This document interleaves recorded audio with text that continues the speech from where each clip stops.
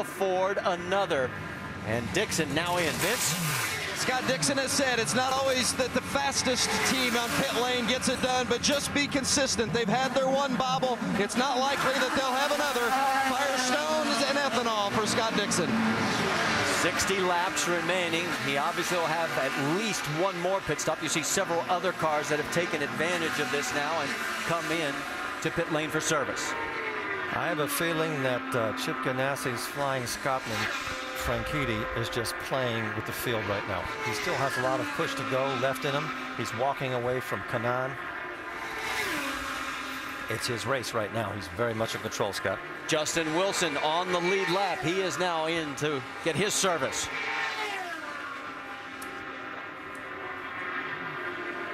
Four tires and fuel.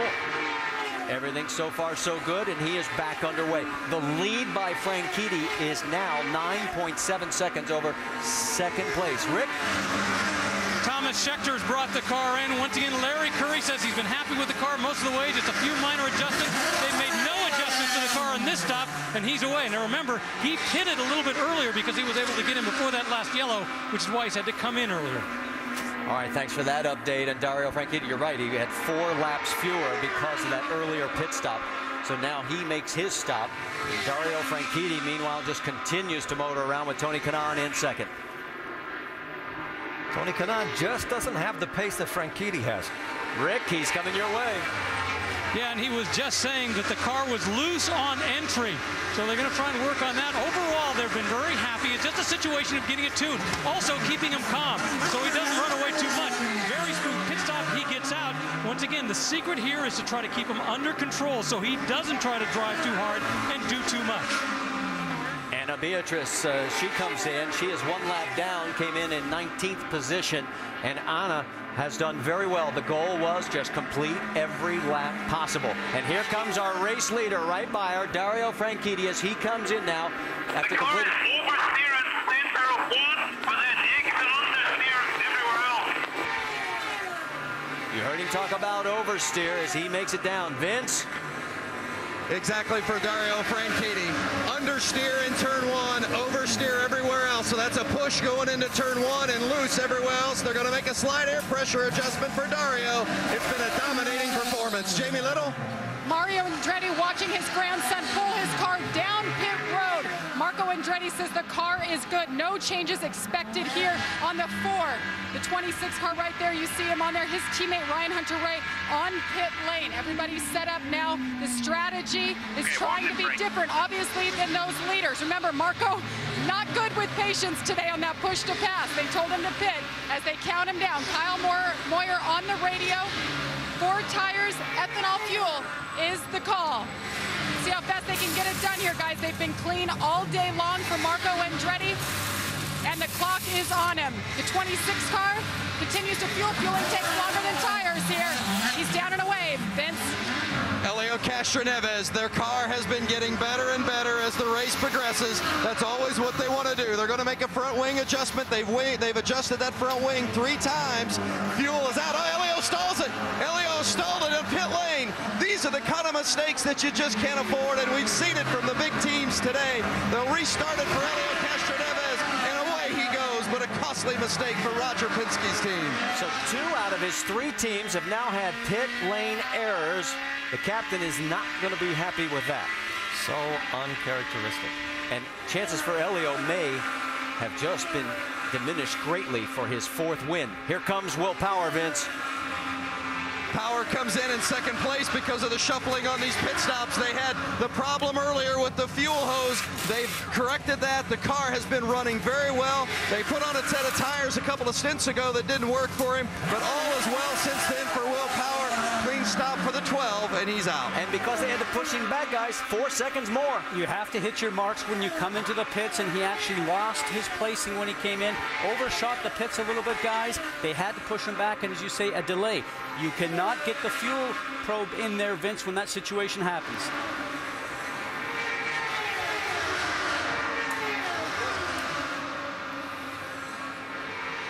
Ryan Briscoe in the 6. He's the one that's had the clean day in the pits. That's Roger Penske's driver. Roger handles the strategy for the 6, and it's a clean stop again. Ryan Briscoe, they've not made any changes to that car since the first stint. A good running so far for the 6 of Ryan Briscoe. You're absolutely right. And remember one thing, this is the second time under the green flag situation where Ryan Briscoe was able to go longer on a load of fuel than everybody else that's been in contention up front. So that is something, again, to log for that last round of pit stops. It could play a key role as we get close to the end of this race. All right, pit lane has been where most of the action has happened. There's your top 5 right now. Woo, don't go anywhere.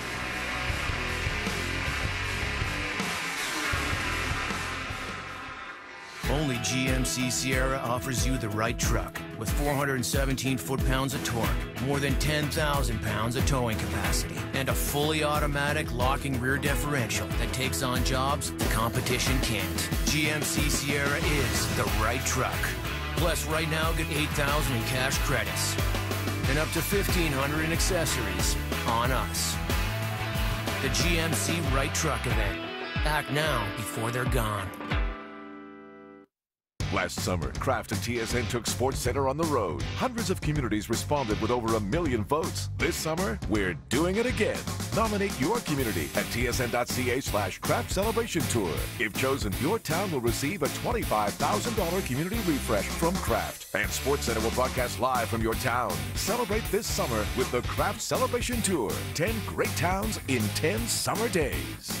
Brought to you in part by Kraft Singles for growing bodies and smiling faces. Had a second impact on the inside wall down here on the pit lane, and then you'll see the car veer to the right and go and hit on the outside of the wall here shortly. Now from Dan Weldon's car on the National Guard machine, he can see this happening, and Eddie, you don't know what to do here.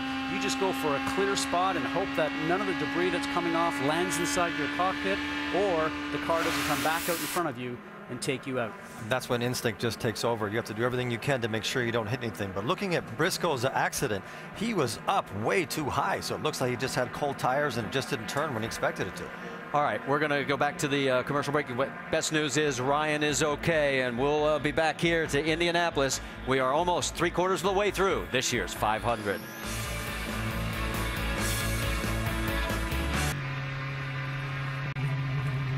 Riding on board with race leader Dario Franchitti. That is the mess on the front straight heading in towards turn 1. What is left of the number 6 of Ryan Briscoe, and we thought that he was positioned to possibly win this race because of his fuel strategy until that moment. I don't know. It looked to me like he just went straight. That wasn't even a question of being high. He turned and the car just went straight. It's very difficult, that angle, but if you curve at all. Well, you're right, and he actually just came out of the pits as we talked about before. So in this situation, was he trying to drive it too hard too soon? I mean, you really don't know until we get an update from down below. Well, let's get that right now, Doc. Roger Penske is calling the pits for Ryan Briscoe. And Roger, sorry about what happened with Ryan, with him on the racetrack. Well, we don't know. We came in and put a little downforce in it, more front and rear wing, and we should have been fine, but I just don't know what happened. Okay, they're talking with the other engineers, trying to figure out, trying to resurrect what happened with the car. They'd had a flawless afternoon, the only Penske team that had been really good on pit road, and they have the incident here on the track.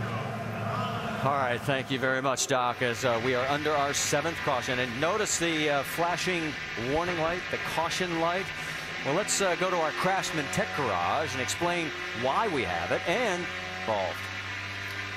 Well, Marty, this is really this light that we see here as we start to visit the Craftsman Tech Garage. And this light, when we run on, used for the rain, just to let the drivers know where the car is in front. But here it's being used as a caution light, and probably too many times today, in fact. And that light last year used to be located up here, up in the top area, where the light itself used to be sitting in the middle of the airflow of the wing, and it slowed the car down. Now this light this particular year is right down here at the bottom, and when it starts to illuminate, it really shines very brightly for all the drivers so they get a chance to see it. And like I said, unfortunately here today, this light has been seen way too many times through the course of this race.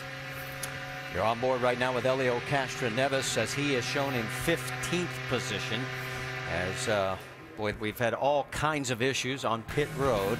Dario Franchitti, though, has had a clean race, and he has led hundreds, and there are now 50 to go.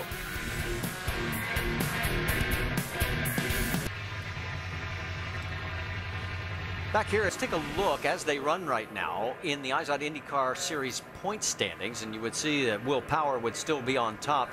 But look at Dario Franchitti closing the gap as he would pick up 2 positions. Now, a lot still can unfold, and obviously today is all about the 500.